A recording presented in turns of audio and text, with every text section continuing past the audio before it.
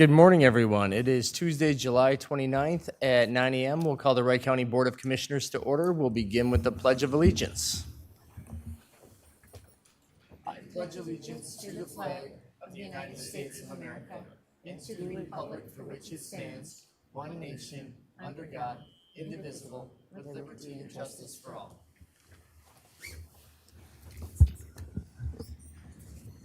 Yes, this time I just wanted to take a brief moment to honor the work and legacy of Senator Bruce Anderson and the wonderful efforts that he's done for Wright County and the citizens of the state of Minnesota. If we just bow our heads for a quick moment of silence to honor him.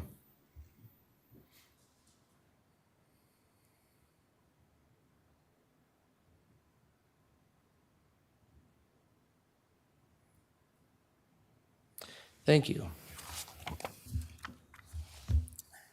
First items on today's agenda would be the approval or modification of the minutes from July 3rd and July 8th. We can approve them collectively or individually. I'll stand for motions. A motion to approve both agenda or minutes. All right, motion by Commissioner Dietrich. I'll second. Second by Commissioner Holland. Any further discussion? Hearing none. All in favor say aye. Aye. Opposed, same sign. All right, minutes are approved unanimous. Today's agenda, is there any additions or corrections to today's agenda? Nothing from administration, Mr. Chair. Any board members? Hearing none, I'll stand for a motion to approve the agenda. So moved. I'll second. All right, motion by Commissioner Shane, second by Commissioner Holland. Any further discussion? Hearing none, all in favor say aye. Aye. Opposed, same sign. All right, agenda is approved unanimous. Today's consent agenda. Would anyone like to remove anything from today's consent agenda for further discussion? Otherwise, I'll stand for a motion to approve the consent agenda. I'll make that motion. Second. Motion by Commissioner Holland, second by Commissioner Moyna. Any further discussion? Hearing none. All in favor say aye. Aye. Opposed, same sign.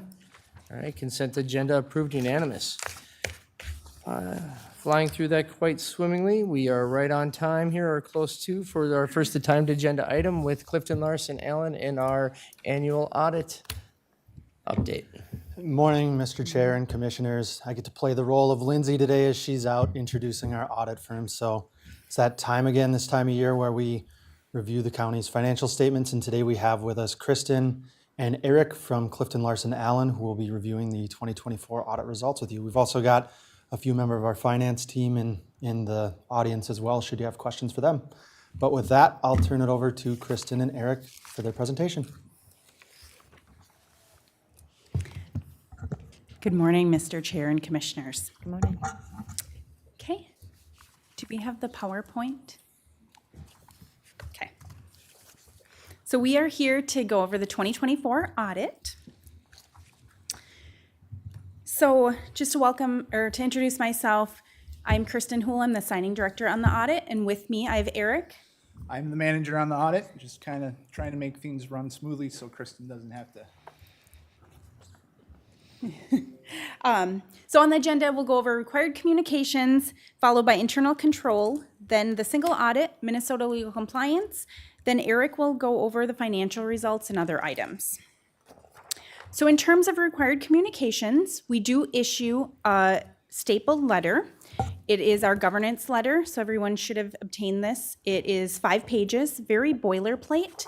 It is required by auditing standards. The first page goes over if there's any new standards that were implemented during the year. So we did implement GASB 101 around compensated absences. And then it goes over any uncorrected, corrected misstatements, difficulties, if there were any difficulties encountered in performing the audit, which there were not.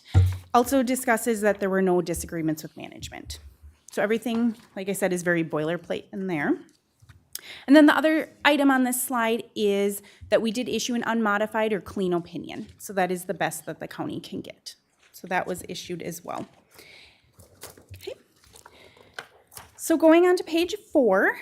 So in terms of the audit, we're looking to make sure controls are working properly. So if we find anything to note, there are 2 types of internal control deficiencies that are required in writing. And the first is a material weakness, and that just means that a material misstatement could happen, and it wouldn't be prevented or detected and corrected in a timely basis. So there was one this year, and it is the same as last year, so audit adjustments. Just, there were various items that we did correct during the audit around cash and investments, deferred inflows, receivables, and interfunds. Okay. And then the other type of internal control deficiency that we would be required to put into writing is called a significant deficiency. So it's less severe, it's not material in nature, but still important enough to merit in writing. And you'll see here that there were none in 2024. So going on to page 6 is the single audit. So the federal single audit means that you've spent more than $750,000 of federal expenditures. You did spend $15.2 million in 2024. And with that, we needed to test 40% of that, at least 40%. So we tested 2 major programs. The first is your coronavirus state and local fiscal recovery funds, as well as child support. And you'll see here, we did not have any material weaknesses, and we had one significant deficiency around the coronavirus funds, and that was suspension and debarment. So we tested 6 transactions. They were checked that the vendors were not suspended or debarred, but it was the date that it was checked was not retained. So that has been since put into place, and that they're checking it now. So it's not that they were suspended or debarred. They did make sure that they weren't. It was just the documentation wasn't there. Okay. And then finally, we are required by the state auditor's office to look at the Minnesota legal compliance guides. And so there's about 25 pages of checklists of various statutes that we ensure the county is in compliance with. And you'll see here that we noted none as well. So very good. Any questions on those before I hand it over to Eric? Board members, do you have any questions? Continue on. All right, thank you. So now we'll go over the financial results. The first slide here is looking at the months of expenditures in fund balances you have. So this is an OSA recommendation of you should have about 3 to 5 months of expenditures in your fund balance, because that kind of plays into the timing of those property tax settlements. You did have a slight decrease from last year, only 0.04 points, but it's still very healthy fund levels where you want to be at. On the next slide, we're looking at all of your funds combined, what the revenues and expenditures are compared to each other. You did have expenditures in excess of revenues, which kind of plays into the timing of some of the funds coming in for, as we'll go into later, your highway projects. You did have a $5.2 million increase in revenues, largely driven by a tax levy increase, as well as you did have some intergovernmental revenues more than last year. But your expenditures did increase $23.5 million, largely because of those. You had some big highway road infrastructure projects. You had your Maple Lake shop, big projects this year that didn't just happen last year. Next slide is a breakout of the different buckets of revenues for all your funds. You can see here the big players are definitely your tax revenues, and then your intergovernmental and your charges for service. Tax revenues just increase every year as you increase that levy. Intergovernmental fluctuates quite a bit. The big spike there in 2020 that related to the coronavirus relief funds, as well as ARPA kind of plays a part in this, how much you spend. And then everything else is pretty consistent. The next slide goes over expenditures by the buckets. Now you can see here you have kind of 4 main categories: your general government, public safety, your highways and streets, and your human services. Most of them are increasing year over year. It kind of relates to COLA and step increases for payroll. It does fluctuate with different projects. The one category I will point out that kind of changed this year, it was highways and streets. You see a huge decrease this year. Something that was required for financial reporting is your road project costs should be reported as that far or second from the right column capital outlay, just for proper reporting. So I want to say it was like $30 million was shifted from one bucket to the other. Other than that, capital outlay does fluctuate based on the big projects. Kind of in 2020, I think was the last year you had the government center project going on. Next slide goes into your debt. So that top line, that's just your GO bonded debt, which just slowly goes down as you make your principal payments. The middle line there, that's your net pension liability related to para. That's kind of a made-up number in that the actuarial companies, they based on their assumptions for any given year, it increases, decreases accordingly. we just base it off their numbers. The rest of the numbers are all pretty consistent, nothing big going on there. And then the last slide here is just what was new in 2024. Not a lot going on, which is good for us and the finance team. So there was a new standard called GASB 101, compensated absences, related to like PTO and sick leave payout. There was a change in how it was calculated, looking more at like what you expect to use, not just what you're going to pay out at the end of an employee's term here. Didn't change anything materially, but we still had to consider it for this year. But other than that, there was nothing else really of note for this year. Finance team was great to work with. Love dealing with them every single year. So any questions on the financial stuff? Board members, any questions? No, thank you very much for the time and dedication to going through everything with us and going through all of our financials to make sure that we are in good shape. Yeah, for sure. Thank you very much. Thank you. Thank you. You need a motion to accept it. Yes. I'll make a motion that we accept the Clifton Larson Allen financial report and audit. Yep. All right. Motion by Commissioner Holland, Second. second by Commissioner Shane. Any further discussion? Hearing none. All in favor, say aye. Aye. Opposed, same sign. All right. Motion passes unanimous. And now we are on to our 9:15 timed agenda item. We have the MCIT here somewhere, making their way up. Good morning. Good morning. Appreciate the opportunity to spend a little bit of time with you, and I saw you look at the clock. Okay, I'm going to keep my eye on the clock as well so I don't run over. My name's Garrett Claybaugh. I'm the Executive Director of the Minnesota Counties Intergovernmental Trust, and really do appreciate the opportunity to speak with you today. I know we've got the handout electronically. If anybody wants a paper copy, I'm kind of old school that way. I'm happy to give you a paper copy as well. But let me roll on and flag me down if you would like a paper copy. I want to start just by refreshing a little bit on what MCIT is. I think you can think of MCIT as your insurer, but we like to think of ourselves as being a lot more than insurer, really as a partner, and that our relationship with our members, our 81 counties and 400 other governmental organizations in Minnesota is really a partnership. We really work with you, and I want to sort of make the case for that today and provide a little background information on what we're doing for you on behalf. We're a public risk pool, so we're created by state of Minnesota law, joint powers entity. We were originally created in 1979 in order to help counties respond to workers' compensation coverage crisis at that time. So if you got in your Wayback Machine and went back that far, 46 years, there was literally no private market coverage for workers' compensation for governmental entities at that time. So a couple of dozen counties got together and established MCIT as a mechanism to plug that gap. And so we've been around since then. In 1984, we expanded to property and casualty insurance as well. So as our membership needs have changed, we've made attempts over time to respond to that as well. So again, we're a public risk pool. We've been around for almost half a century.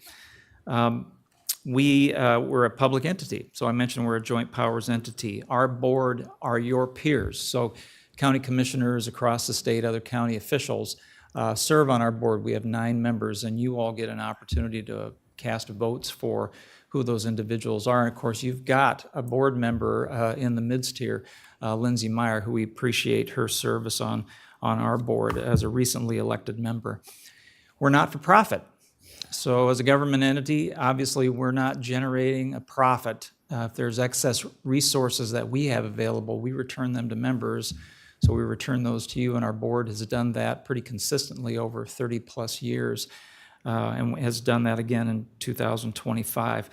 But we're not putting money in shareholders' pockets. We're not paying insurance salespeople to call on you. So we're looking to recover our profits, and we do that through investments, and obviously we have contributions that our members provide as well, and we'll talk a little bit more about that. As I said, we have a partnership with you. Our interests are aligned with yours, which doesn't mean we always agree. but it does mean that we're working with you to try to provide the best coverage, the best support and training that we can for all of the liabilities and the risks that you're managing, and there are many just inherent in government service. We're very fiscally sound, financially secure. Our board ensures that, and I'll talk a little bit about that in a minute. I mentioned we cover 81 counties in the state. So there's 6 counties, primarily the larger counties, Hennepin, Ramsey, Dakota, Anoka, Olmsted, and St. Louis are not in the pool. 400 other small government entities, many of them are connected directly in some way, in some fashion, with county governments, soil and water conservation districts, library districts, lake development districts, organizations like those. Again, I want to just emphasize at Camp On a little bit the fact that we see this as a partnership with you, and we do everything we can to provide good coverage, good training, good support along the way. But there are things that you can do, that your staff can do along the way, just to make sure that our partnership is as strong as it possibly can. One of those ways is as you respond to the needs in your county, obviously you are being faced with challenges every day, new challenges, things that weren't anticipated 20 years ago, 10 years ago, when you're thinking of creative ways to solve those problems. As you make those decisions, think about where our coverage fits into that. Obviously, our liability coverage, our property casualty, there are limits involved with that. And so as you think about those new things you're doing, they may be things we never anticipated either. And so reach out to us, ask questions. We're happy to talk about with you and your staff about where those risks are and how we manage those. We are not your attorney, so your county attorney is obviously the person you want to look at contracts and give you legal advice, but we can provide advice in the risk management area. So if there are contracts that you're entering into, certainly tap our staff, reach out to us, share those agreements with us, and we're happy to be another set of eyes and ears, particularly thinking about risk management in those agreements. Cyber hygiene, cybersecurity has obviously been a big issue recently, and it just doesn't go away. You know, it's one of those issues, unlike a lot of our other coverage, this is like crime. So we're ensuring we're covering against crime, losses due to crime. So it's a little different, both in terms of our coverage as well as what you and your staff are having to do in order to keep your systems safe and secure. We are continually tapping national resources to provide support and consultation and response when that's necessary, and it has been, unfortunately. A little bit of information in the handout on that, but we want to be a partner in that work as well. Our safety efforts, as you have your safety staff, I know Tim Dahl is your safety manager. Our staff are available to assist in any way we can to help support Tim's efforts and the efforts here in the county to make a safe workplace. Take full advantage of training opportunities we provide. We provide for our members low cost, and in many cases no cost training. We've got a very robust human resources liability area that we provide training in. And during 2024, we've had 49 county staff registrations for low cost, no cost training that we've provided. So that's great. You're taking full advantage of that, and we want to encourage that. So again, our interests are aligned with yours. We're doing things that we can and looking at new opportunities every day to do more with that, and I'll talk a little bit about that as well. But we want to maintain a dialogue with you in doing that. Let me turn to page 2, and it's right here in front of me on the screen, so that's very, very nice. We're obviously doing things to keep our program offerings financially secure. We're paying out tens of millions of dollars in claims every year, and that just means that, you know, we've had your employees, other employees injured, buildings burn, damaged in wind, vehicles damaged, those kinds of things, liability losses along the way. We purchase reinsurance so that we've got a backstop. We have a financial backstop as well. So we're your financial backstop. We require reinsurance as well, just to make sure that we don't get ourselves crosswise financially. And you'll see on page 2 what's happened with reinsurance premiums over the last five years. The blue line is property reinsurance, and I know everyone has read certainly a lot and heard in the news whether it's weather, storms, fires, what have you. And on the heels of the COVID pandemic, obviously, inflation has driven those costs just very high. Wars in Europe all contribute to that because that reinsurance pool that we're purchasing from is an international pool. So those organizations are providing reinsurance across the world. And property has been an area that's been a real challenge. Your board has made some decisions to try to maintain control of that reinsurance cost, but you can see there just in the rate of increase in the blue line that the property reinsurance has gone up quite substantially in the last 2 to 3 years particularly. The brown line there, the liability insurance, we've seen increases in liability coverage as well. But all of that is important to our maintenance of financial liability. Property reinsurance, as I mentioned, the increases there are due to large claims, construction costs, inflation, labor cost increases, all things I know you've seen here in your construction projects and your building projects. Law enforcement liability, you know, it goes to show that law enforcement's a critical service that you provide to the community. And those folks who are on the front line are doing really, really difficult work in really difficult situations. And we do see liability claims as well. And it's not just unique to Minnesota, it's across the country. They're increasing in costs and frequency. So that's a little bit about reinsurance. Camp just briefly on that lower left-hand corner on page 2, the total insured values for us continue to climb, and I'm going to talk a little bit about rates, our rate-making structure. Just like similar to you, when you're providing your tax on your residents, on your citizens, you're taking property values times a rate, and that's basically how you're allocating your tax levies. We do a similar process as well. We have a rate that we rely on an actuary for us to develop that rate, and then we apply that in the case of property, for example. We apply that to our exposure, which in property is total insured value. And you can see again in that brown box on the lower half of page 2 how our property values, our total insured values have been increasing again over the last 2 to 3 years. You can see that line is sloping up at an even greater rate at $9.2 billion now. So that makes a core part of our calculation when we are calculating our rates. On to page 3, rates anticipate expenses. As I mentioned a minute ago, as we develop our contribution rates that go out, you think of them as premiums. I think for insurance, we call them contribution rates because we're not insurance, we're a risk pool. So we use terminology that's a little better. But think of them as premiums.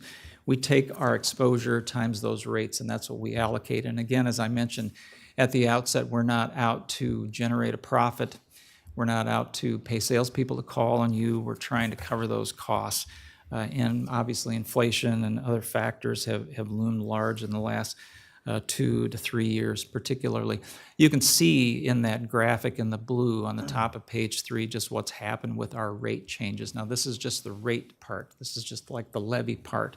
What's happening on an annual basis as things shift around. Last year, and I know you've seen this, we had a pretty substantial increase in costs in the rate relative to our property, and that rate added to or multiplied by the total insured value results in some pretty substantial increases. Our board has heard from members. They're sensitive to those increases. They're paying those rates themselves in their home counties, and so they're doing everything they can to make sure that those rates are covering those costs that we're seeing from our members. Part of what I mentioned at the outset, and this is the tan box on the right, is that we're also providing dividends back to members and have done that consistency, I believe, since 1996, so just nearly 30 years. There's no guarantee that there's going to be a dividend, but the board has seen fit to do that, and that dividend is provided after an actuarial review is done, evaluating our rates, the sufficiency of our excess, our reserve pool, to meet the future demands. Some of our liabilities, long-term liabilities, are in the workers' comp program area, for example, can run up to 70 years. You know, if you have a young individual employee who has a severe accident, we're on the hook to cover that expense, treatment, surgeries, lost wages for their lifetime. And so we have what we call a very long tail for workers' compensation. And so it's critical that we have an actuary evaluate what the length of our obligation is, our liability. We're accepting that liability on your behalf, and then we're managing that financially. So we have to make sure that we're just clear-eyed about what those long-term obligations and liabilities are, and ensuring that we've got a sufficient surplus to cover those long-term liabilities. But where we are in excess of that, again, our board is returning those excess proceeds to members. In 2024, the board returned $3.5 million in workers' compensation, and now later this year, in 2025, we'll return at $1.5 million. If you look at those dividends over time, they've been declining over time. In fact, property casualty, I think for the last 2 years, has not had a dividend at all. And that's not because the pool is in dire straits, far from it, but the board is being very conservative in the way that it's trying to manage that, because we've seen incredibly high variability in property, and especially again with inflation and some of the other cost increases that we've seen the last 2 to 3 years on the heels of the pandemic. The board wants to be very cautious about what it's doing in the property casualty area in particular. Some of the volatility you can see in the brown box on the bottom of page 3 in the cyber claims area. You can see that brown line, that top line, how much it bounces around from year to year. It went from 2022 at $145,000 in cyber claims to $1.7 million the next year, and now back down to about 1/3 of that total.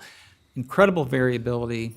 As I said, this is a crime, and it's hard to provide coverage on that. It's hard to defend for you as our member against that, but we're doing everything we can, including providing training. We tap national resources. And, you know, I'll say just unfortunately, we do have claims in this area, and we're developing a level of expertise among our staff in responding to them. Not the kind of thing I'm necessarily proud of, but it's a reality. It's part of the work that we do on your behalf.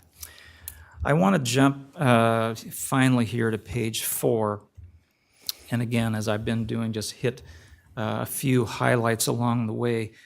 In the claims box on the upper right, you'll see this gives you a little bit of a snapshot in terms of the type of claims that we see both for workers' comp and our property casualty liability program. These are annual averages. These numbers here are annual averages over a 5-year period. So this is from 2020 to 2024. And you can see sheriff and jail, for example, in the workers' comp area, not surprising. Again, they're doing very, very difficult work with the public. Our highest number of average claims per year in that area, with a relatively high amount paid per claim as well. If you jump down to property liability, for example, we have 30,000 vehicles in our insured fleet. Some of those are yours. You can see there the number of claims we have is very high. Again, probably predictable.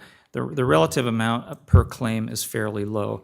But if you drop down on law enforcement liability, for example, a relatively low number of claims, but the average cost per claim is relatively high. So we're managing all of that variability across those two programs.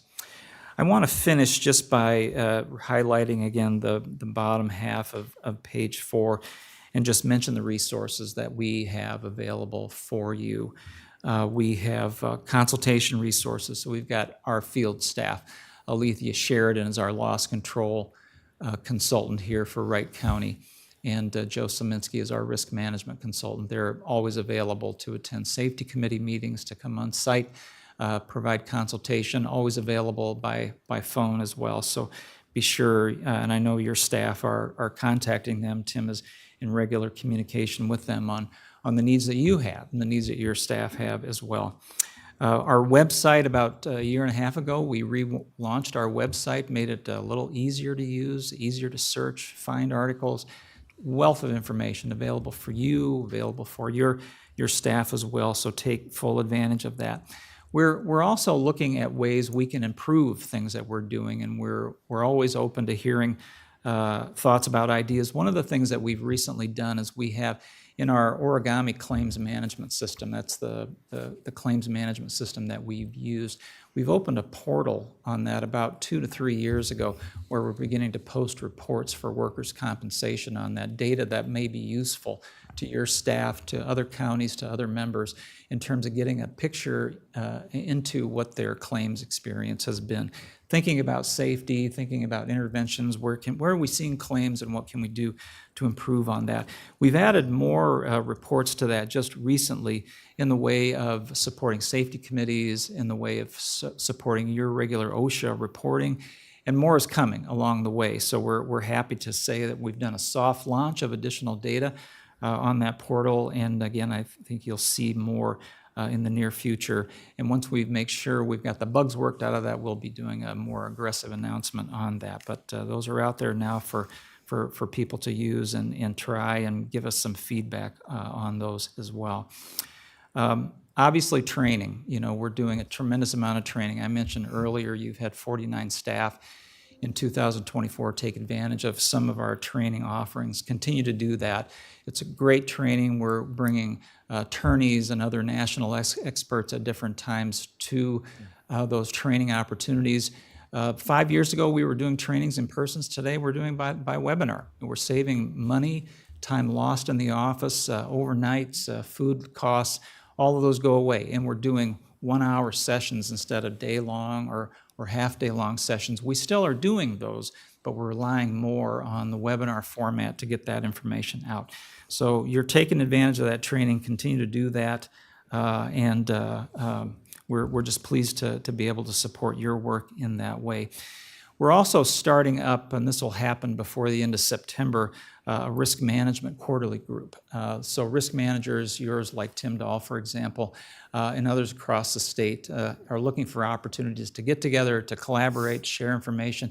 And it's an opportunity for us really to share what's going on at MCIT, challenges we're seeing, information we have available. It's an opportunity for us to provide resources to that key constituency that we have. So we're going to give this quarterly meeting group a try. The first meeting will be before the end of September and ongoing from there. I'm going to stop with that. I could talk a lot more. My notes go further, but I think I'm running out of time. So appreciate, again, the opportunity to talk with you this morning and to be happy to answer any questions you might have. I'll open up to board members, otherwise I have a couple quick questions. But board members, any questions? Great presentation. Thank you. I guess one of my quick questions is, what do you see on the forecast, given the legal climate surrounding PTSD? And are we seeing the tip of the iceberg on that? And what do you look like the pools backing? Do we feel like we've sufficiently put funds away for potential claims going forward with it, or is the risk still pretty high on that? Yeah, it's a great question, and I'd say we're still early in the process. State law recently changed around that, put in place some required treatment that wasn't required prior to that. I think if you're the cities, what I understand from the city side is they're seeing quite a bit more in their law enforcement community on PTSD. We're seeing it for sure. In fact, we've had some outreach from the Minnesota Sheriff's Association recently to speak to their board about what we're seeing. So we're collecting, again, our data, and we'll have an opportunity to talk with them. Ongoing risk, I'd say it's too early to know. We're certainly seeing cases. I would say not at the volume, perhaps, that the cities are seeing. That may be just by virtue of the fact that they've got a larger number of individuals who are in law enforcement, more cities out there. But certainly a risk, something we're watching very closely, something we're monitoring. We're supportive of the recent law changes about treatment. I think that may have at least slowed down some claims, but I think we're going to continue to monitor that for sure. Then my other question is kind of around the cyber claims would you say that where we're at, we haven't experienced, at least in our pool, any significant cyber claims? Or would you say that the pool, You see the severity of the instances that occurred out there range all over from very, very minimal to very, very extensive, very, very costly. Within our pool, have we experienced significant cyber claims, or have we really been kind of more the middle of the road or lower significant? Again, another hard question to answer. You know, I look at that 2023 number on cyber claims back on page 3. I know one claim in that group affected 19 members. And I think because of I think really shrewd negotiation that we had from a national expert that we have accessed on our contractor panel, they did some outstanding negotiation with a Russian bad actor. I mean, it's crazy. Here we are in the middle of Midwestern America. We're talking about negotiating with Russian hackers, but literally that's what happened. And so one of those claims, which turned out to be, could have been a massive, major claim because it affected 19 of our members, was not as bad as it could have been, but it contributed to that $1.7 million. You can see in that same year, 2023, we had 76 claims. If you compare those numbers to the claims totals that we have on the back for autos, for workers' comp claims, you can see it's a pretty small number, but the variability between claims is huge. Some are, as you mentioned, most, I would say, are very low. Some of the claims that we're getting, for example, are of the variety that there was no real issue, and there may have been some administrative costs involved in doing some cyber investigation. There may have been some communication on lost data that went off out to people, and that contributes. We cover those costs as well. So we're certainly at $1.7 million in 2023. We're not seeing $10 million claims for sure. But like I said, the variability is amazingly large.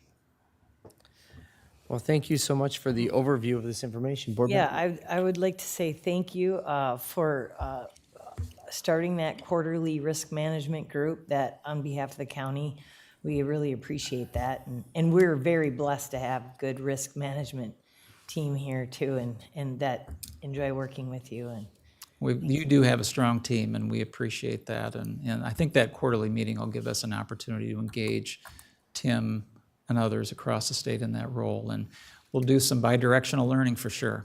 yeah, great. Thank you. Thank you very much. I actually have one thing to add too. You know, I haven't had a lot of time working with you guys, but I appreciate what you bring to the counties and everybody that is associated with MCIT. And I had heard that you are retiring in the near future, so I just wanted to congratulate you on that and thank you for your work with MCIT over the years and what that brings to Wright County. Thank you very much. I appreciate that. All right. And running a slight bit behind here, but Barry's waiting ever so patiently, and we'll come to our 9:30 timed agenda item. Review and adopt the notice of order for denial of application for rezoning. Yes, Mr. Chairman and County Board. This notice and order is the result of 2 public hearings held by the Planning Commission and a site inspection, and then a 3rd hearing to adopt the findings and make the recommendation for denial. All of the supporting documentation, the minutes, and the staff reports have been included in your packet for review, so we're just looking for adoption and the chairman's signature on the notice and order of denial. All right. Board members, any discussion? I guess my question would be is, what was the justification for the denial vote after the township board had unanimously approved the plan that was put in front of them? Well, that's all articulated in the minutes and the findings. I guess I'm not in a position to speak to each of the members' desires or thoughts on each of the different criteria. In general, the commission found that it did not see it was infill. They did not see the justification for the rezoning in that location at this time.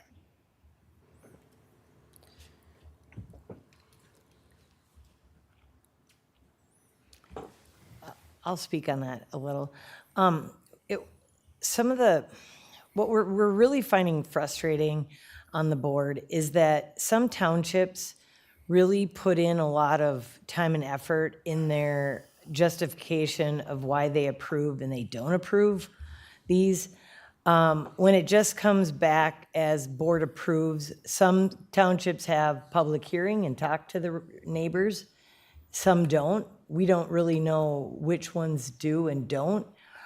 So it really comes down to looking at the land use plan, looking at the area, and we do take a lot of credence into what the townships say, but when it's just a vague board approves with no justification, then we tend to run with it in our own direction, if that makes sense.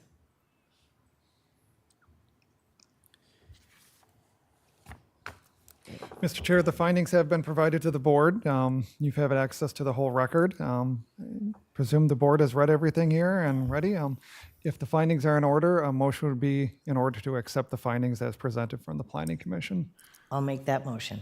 All right, motion by Commissioner Holland, Second. second by Commissioner Shane. Discussion. Any other comments? Any other comments? All right, no other comments? All in favor, say aye. Aye. Opposed, same sign. All right, motion passes unanimous. All right, Mr. Chair, pursuant to Minnesota Statute 1599, I'm going to ask if anyone is here on this matter, if Paula Dahlbeck or anyone is here on this matter. Is Paula Dahlbeck or anyone here? Mr. Chair, if the record could so reflect that no one is here on behalf of the applicant, Paula Dahlbeck, to accept the findings as currently adopted. Staff will be providing it to the property owner and applicant via U.S. mail. All right. Thank you. Thank you. That's very- And catching up here, Jesse's making her way here.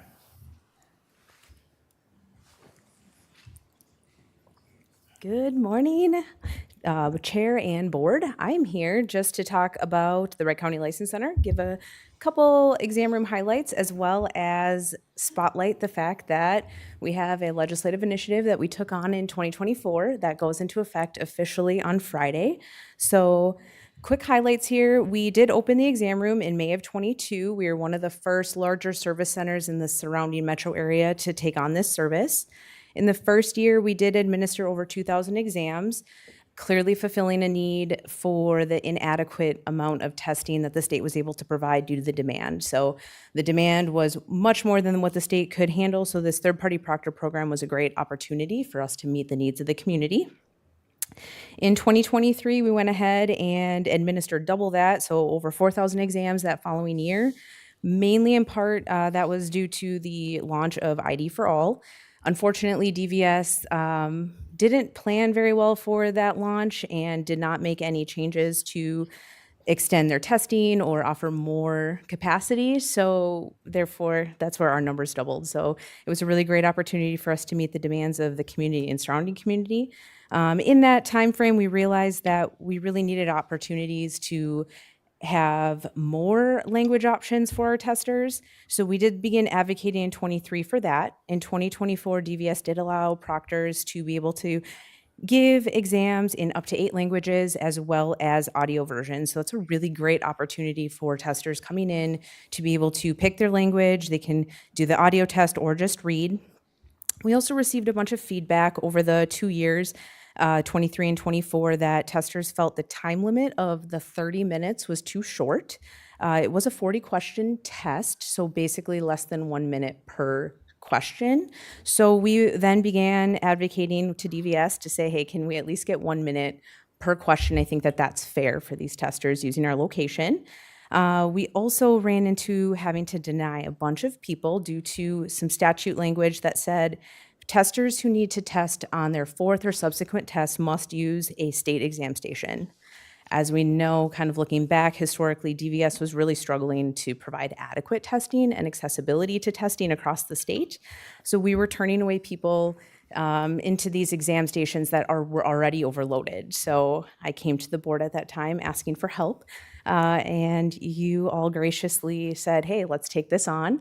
You were able to help champion a bill that we got into the right hands, into the right committee, and they approved that in the 2024 session.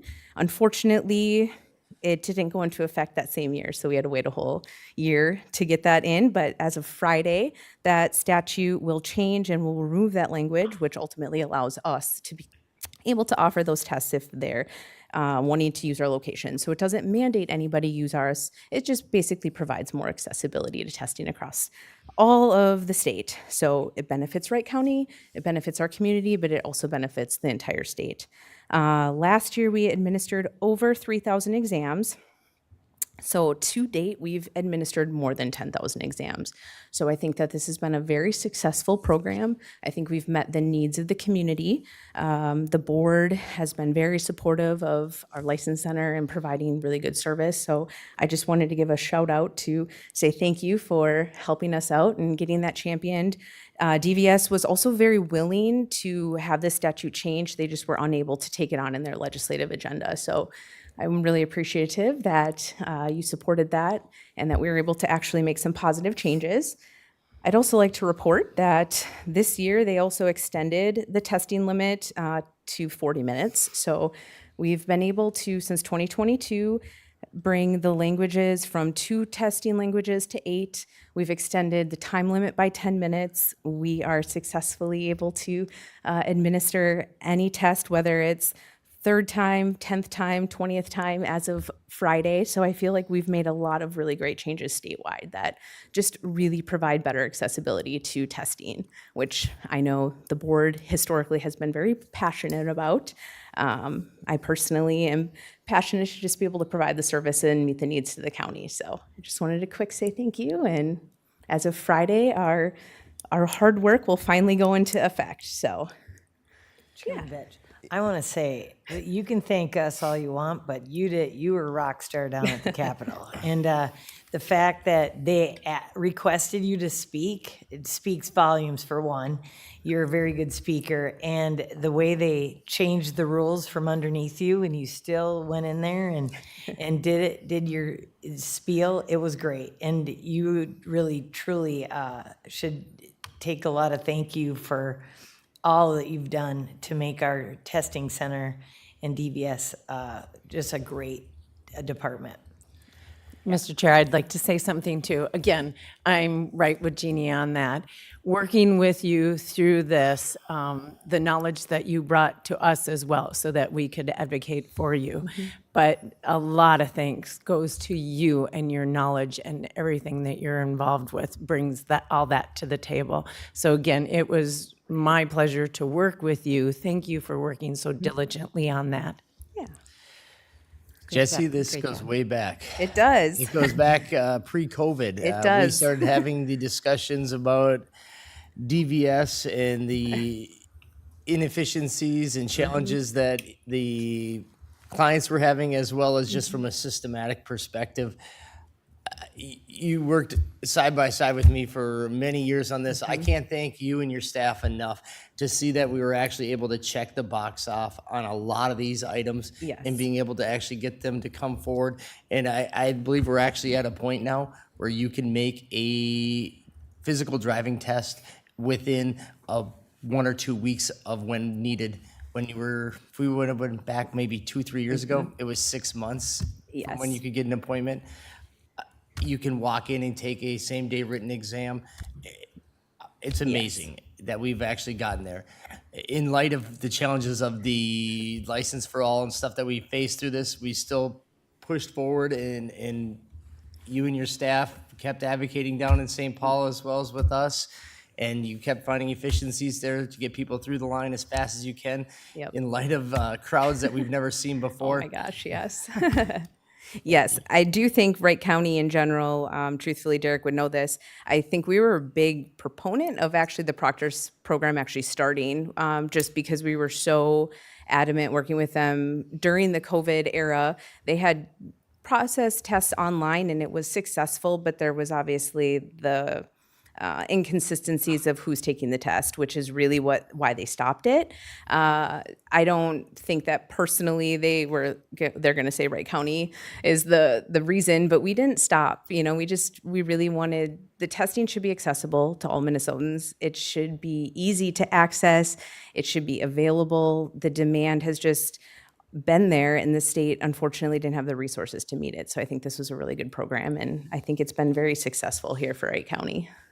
I think we've checked almost all the boxes other than we need to get motorcycle license. I testing know. here. I'm still working on that. We're real close. Yes. So that's it. Thank you. Thank you. All right. And now we're on to our 9:40. And Carson making her way.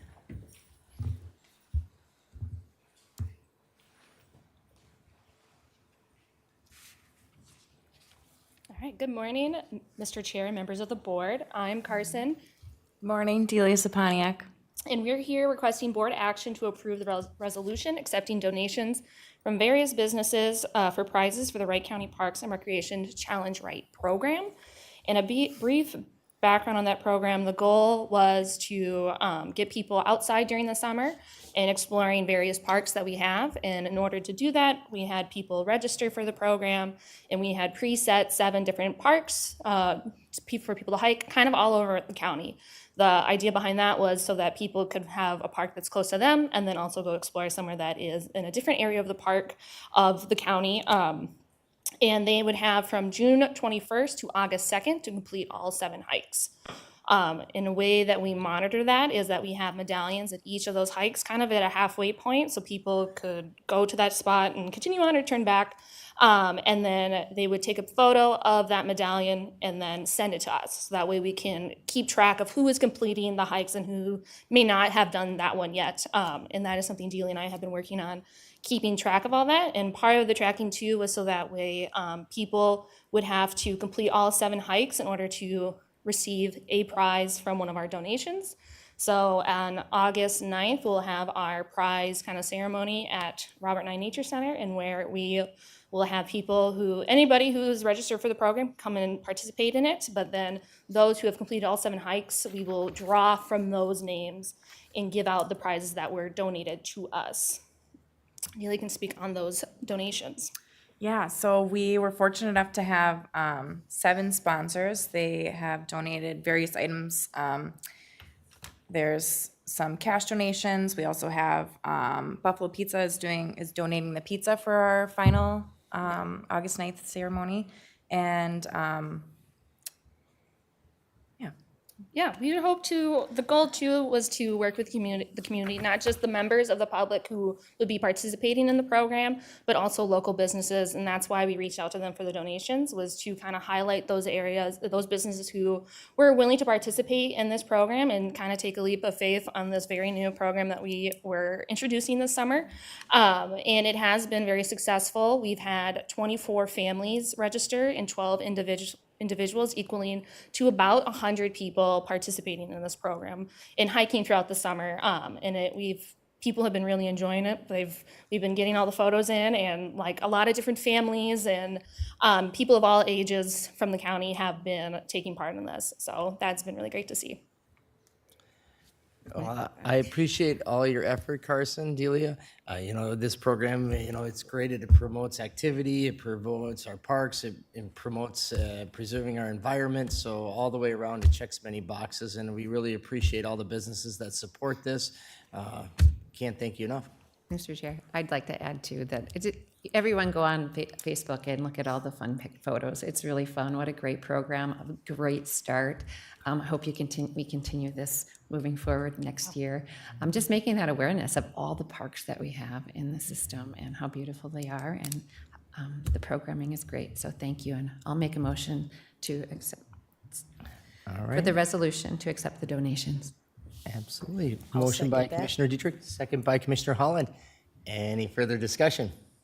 I just want to say, not only thanks to you guys for putting this on, but to the businesses that did donate to this program, and that they are all listed in this resolution as well, what they donated, so. Yeah, I feel like I should probably do a shout out to those businesses. I want to make sure everybody receives credit.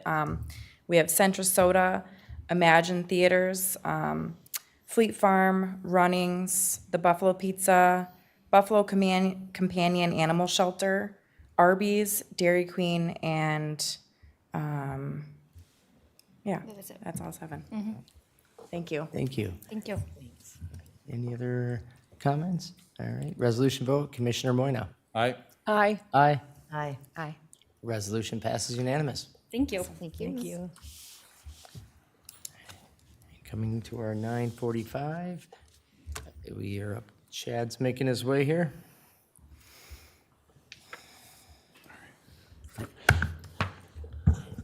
Morning, Chairman, Commissioners. Only item we have today is the county MnDOT agreement related to the local partnership project funding related to our County Road 137 project.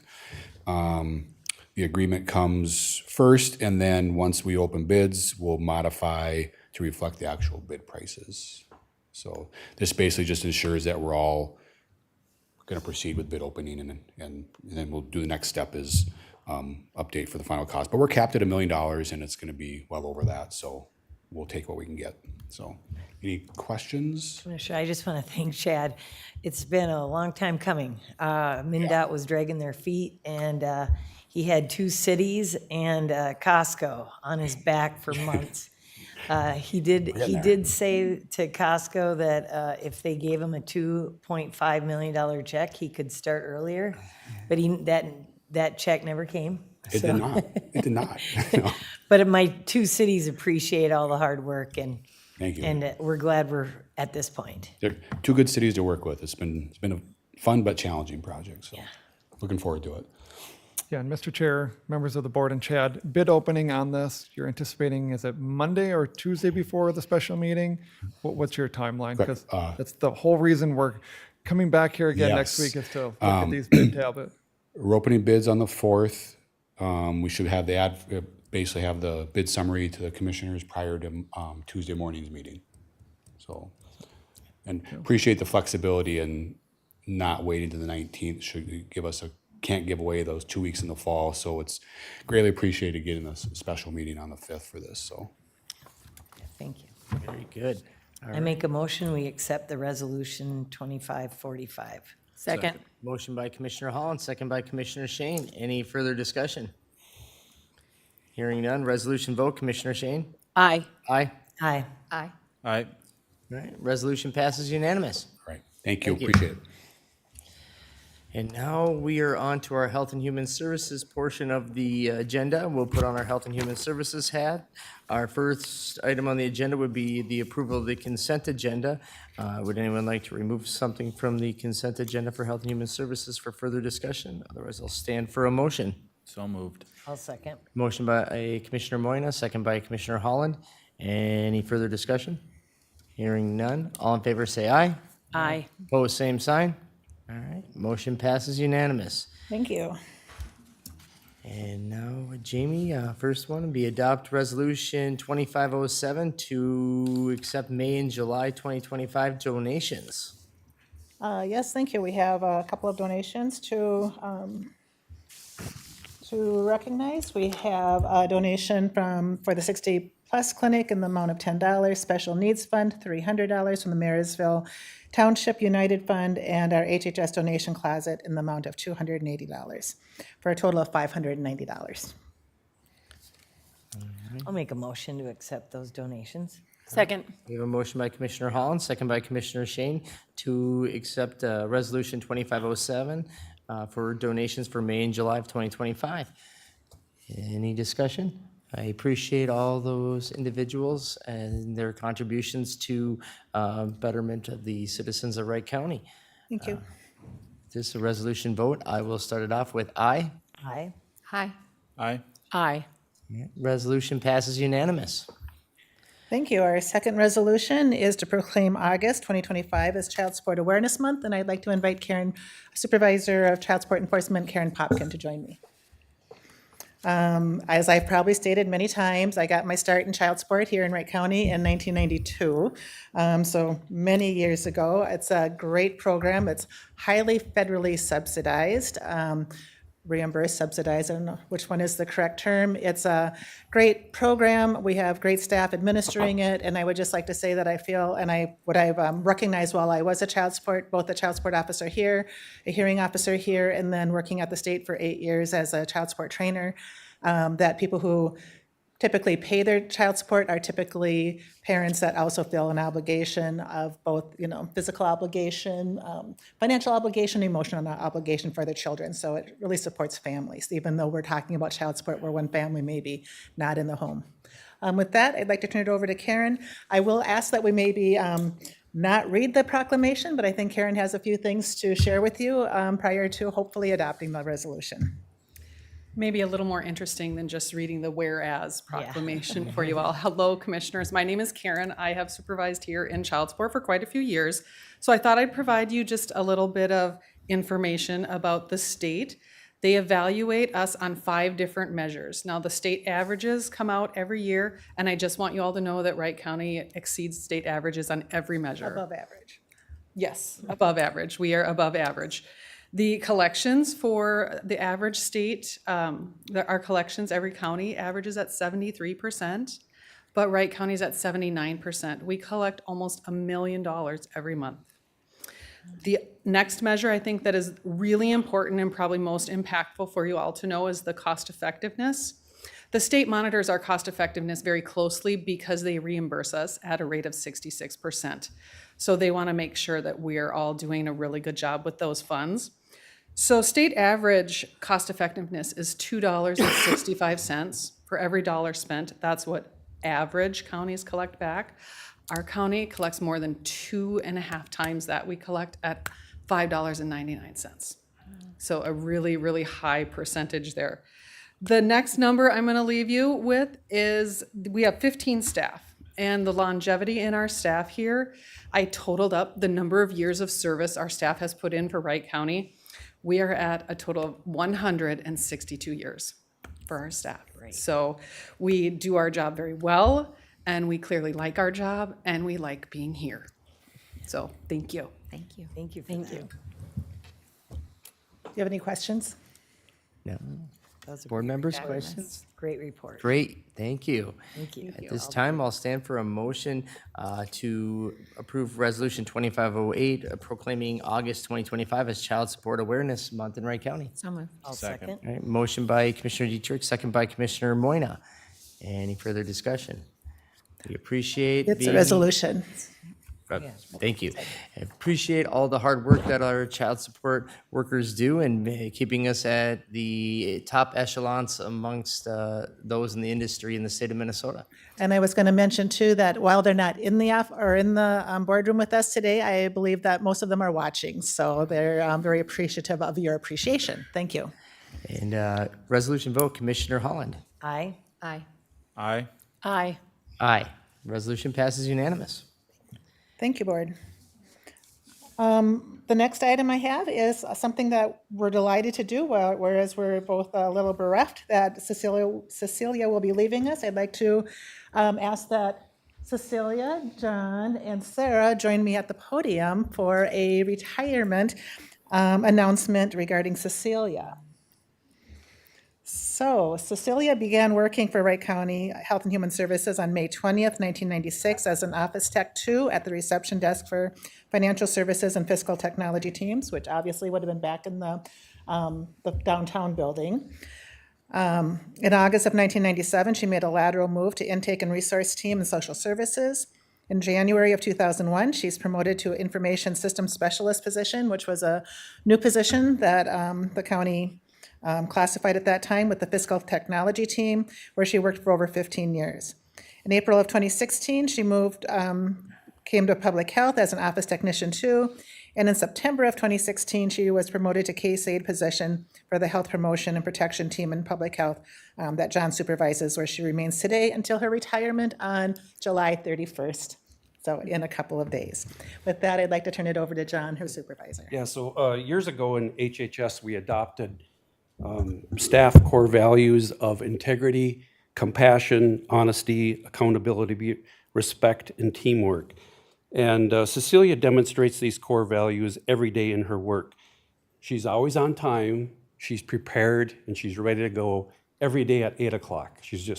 That's her style, and really appreciate that over the years. She's never missed an important meeting. She's come to me and said, I'm thinking about going on PTO this day, but we got this opioid advisory committee. I should really be there. I said, you got to go on your PTO. We'll cover. She's our subject matter expert on computer issues. She's always open to assisting fellow coworkers. And in the years I've supervised her, I often wondered, staff are always coming to her cubicle and asking computer questions. And I often wondered, does she get annoyed with all these people coming to her cube, always asking about software issues? And she always has the answers. So she's very good at that. She's been an excellent member of our team. We thank her for her contributions and congratulate you on your retirement. Just one more word before I turn it over to Sarah with the plaque. And as you saw, she was in many areas. She ended up in public health, but she was in, I think, all the areas with Health and Human Services. So while public health is here recognizing her, all of Health and Human Services has indeed been in her space at some time or other, asking questions and getting the answers that we need. So again, Cecilia's just been really phenomenal.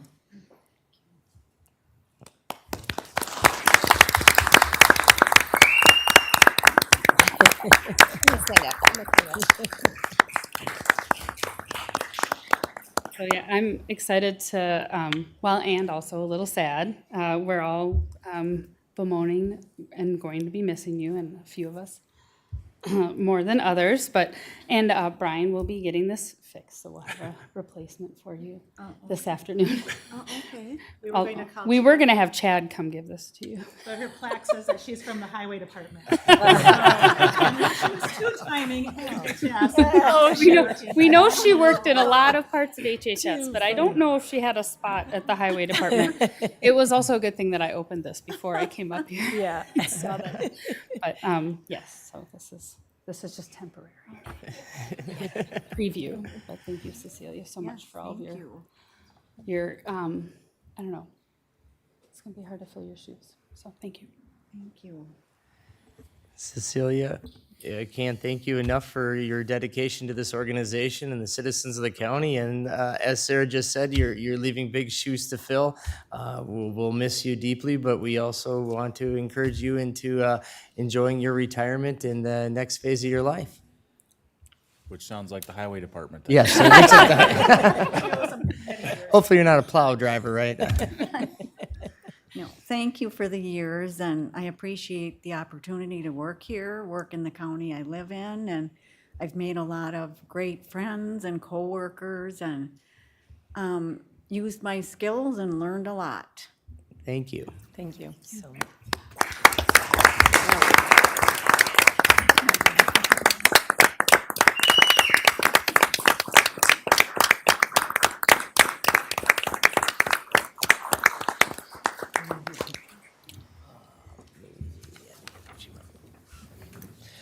All right. I just have Director's comments. Yeah, thank you. I do have a couple of comments. I might go just a little bit off script here. I did want two reminders. One is that we're having foster care adult picnic on August 13th. I believe you got the details via email, so it'd be lovely to see you there. That's at BB Park. Also, I believe we did get some responses from you to join us on September 10th for an all-staff training, which would be a de-escalation training. So that's something that's been in the works for quite a while. I also wanted to mention, in the news we see a lot about fraud, waste, and abuse, and I just want to assure or reassure our board and our community that these incidences are really, for the most part, not at the county level. They're at different levels of government. I'd like to say that here in Wright County, we have a strong community presence on preventing fraud, waste, and abuse. So as you know, I think we recently reported about Dan Christensen and some of the work that he does. And I think, again, amongst counties that I talk to, we probably have one of the strongest presences in the county. to combat anything like that out there. We don't see a ton of it, but obviously it's endemic. So it's something that we do keep on top of. So I just wanted to let you know that. Thank you. My other comment was just that I think it's been a difficult year for HHS. I'll say 2025 with the governor's proposals way back when. It's been a difficult year. I think all of our staff are aware of it. I think we're all kind of, if not reeling, because, you know, every legislative session comes with changes. This one just seemed like it had more changes than a lot of them did. And then, of course, some of the federal changes coming. So I think just an awareness that our staff are aware of it. I think we're all very, you know, I think we've always been a very compliance-driven county and a compliance-driven HHS area. So obviously, we're upholding whatever comes our way as we learn more about it. I do feel like some of the information may be kind of slow in coming. It's quick to legislate, slow to inform. So I think we'll all just kind of be gathering information as we go forward. But I just want to appreciate our staff that they, you know, they read the news headlines too, and they come to work every day and they do a great job. That's all. Thank you. Thank you, Jamie. All right. Items for consideration. First would be, on the agenda would be adopt resolution 2546, authorizing county administrator to sign negotiation agreement with the USDA on the lease. That's correct, Mr. Chair. In light of the purchase of the soil and water building, this is just a resolution to allow me to execute any agreements necessary with the USDA to effect the transfer of that lease from the prior owner over to the county. Any discussion or questions, board members? Mr. Chair, I think we were all anticipating this, so I'll make a motion to move forward with. All right. Motion by Commissioner Dietrich. Second. Second by Commissioner Shane. Any other discussion? Hearing none. Resolution, Commissioner Dietrich. Aye. Aye. Aye. Aye. Aye. Resolution passes unanimous. And then, Mr. Chair, the second item for items for consideration from administration is to reschedule the Budget Committee of the Whole that was originally scheduled on August 12th to August 13th. After we published it, I realized that the 12th conflicts with the FEMA rep drill that day. So Clay, myself, and a bunch of other staff need to be elsewhere within the county participating in that drill. I will agree with you on that. So I think that's a no-brainer move there. So I'll stand for a motion to make that adjustment to the schedule. So moved. All right, motion by Commissioner Dietrich, second by Commissioner Moyna to move the Budget Committee of the Whole from August 12th to August 13th. Any other discussion? I'll just make a note too that on that day, that is the all county safe schools as well, so. We'll be quick. We'll pack the day full. I'll be going to Delaware. All right, if there's no other comments, all in favor say aye. Aye. Opposed, same sign. All right. Motion passes unanimous. And now at this time, we have come to the end of the agenda. Is there any parting comments by board members before we adjourn? Yes, Commissioner Vetch, just an afterthought. We just finished the Wright County Fair, and I think it would be good of us to recognize that Dennis Bisey passed away, and he has served over 60 years on the Wright County Fair Board, and he was still, at age 90, an active member of his Rockford Township Board. We want to send out condolences to his family and you know, thank them for their sacrifice of Dennis being gone quite a bit of time. That's a lot of years serving Wright County. And he loved it. Yes. That is a true verbiage of a work of passion. Mr. Chair, if I could just add about Dennis, he was one of the first township officers I met here 15 years ago. And it was really interesting to also learn that I also, growing up as a kid, probably saw many of his largest hogs at the state fair. So quite an honor that he gets there as well in the state of Minnesota. Yes. Well, at this time, if there's any other comments, we'll adjourn the county board meeting at 10:13.